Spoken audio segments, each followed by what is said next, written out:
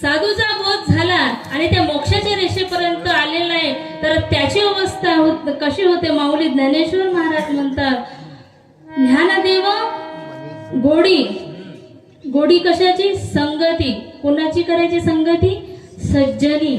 आणि सज्जनाची संगती केल्यानंतर हरी म्हणजे देव सगळ्यांमध्ये व्याप्त आहे.